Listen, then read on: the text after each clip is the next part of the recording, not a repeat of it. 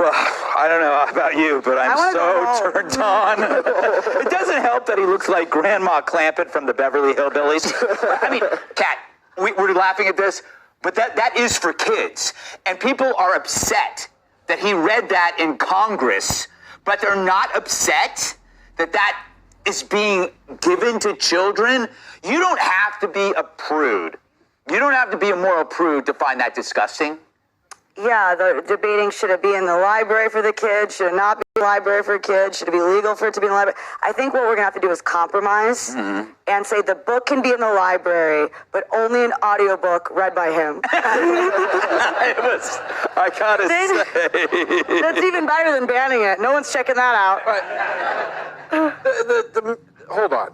Are you going to defend that book? Hold on. I'm going to say something that's an actual fact. First of all, the book is a memoir. First of all, but that's relevant. Yeah. When I was a kid, they made us read Go Ask Alice. It was horrifying. It was supposedly a memoir. It was written by Anonymous. I read that in 7th grade in a Catholic grade school, and it was about a woman getting hooked on heroin and whatever other drugs, prostituting herself, whatever.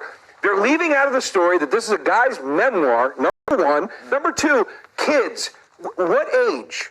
To me, this is for 15, 16, 17-year-old kids. This isn't for 11-year-olds to read. Or is it? That all seems to be a bit vague. So I'm asking. Well, I don't talk. I'll be happy. I'm also go. Oh, go. Here's the thing. Let's take the gay out of it, okay? Yeah. Let's just make that talking about a young girl and boy deciding to have sex together. Yes. Still, it's inappropriate. But what age group is it for? That's what age group is for. That is for mom and dad. That is not for school. Okay. Because here's the deal. No. Because being gay or being straight, sex is the byproduct of it. The feelings, the emotions, the love, learning how to hold hands together, respecting each other, opening the door for her, open the door for him. Those are the lessons you want to teach. When you get into talking about sex with children, you don't know the maturity level. My 9-year-old is more mature than my 13-year-old. And so you don't, it's a slippery slope. Don't you dare laugh. You don't ever, thank you.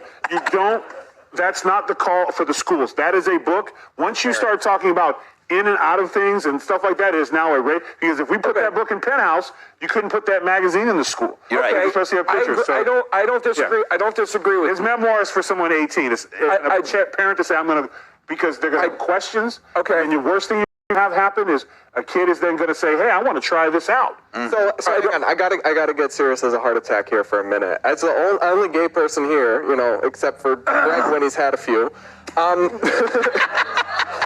I find it really offensive that progressives are defending stuff like this in the name of gay rights. Because most gay people, myself included, don't think that it's appropriate to have sexually explicit content in middle school. In some cases, we're talking about middle school libraries, not even high school. Yeah. I say these books aren't being banned. The government's not banning them. Any parent can get it for their kid if they want. Let's just leave the sexually explicit content out of the school libraries, and if parents or kids want to go read it on their own volition, maybe that's right for your kid, but it doesn't need to be in school. And gay people were maligned unfairly for decades as having nefarious intentions towards kids. And Susan, with pronouns in her bio, it's always a white, straight, libbed out woman pushing this, saying gay rights, you're not helping. Yeah. Stop helping. Normal gay people don't want anything to do with this. Yeah, and I would add even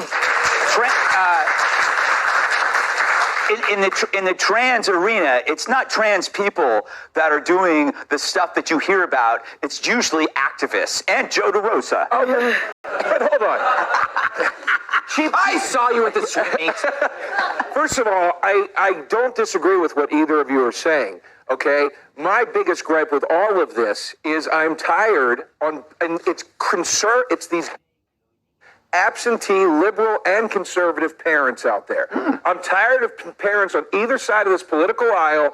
They want to be helicopter parents while also giving their kids complete autonomy, while also having everybody else do the heavy lifting for them. You don't want to raise your kids, you just want to have your kids. Your kid is not a car. Okay, you don't send it off to a professional at an institution for it to be serviced and kept up with. You need to raise it. So I do think that parents should be having final say in what their kids are able to handle or what they're not. When I was growing up, some kids were allowed to watch R-rated movies, other kids weren't. What can your kid handle? But they're not in school. No, I get that. Yeah. What's your kid able to? The whole point. So I agree. The sexual act doesn't matter if you're gay or straight. If my daughter was reading a book about what it's like to have sex with the guy that she's loved and they do the same thing, I'm snatching that book away.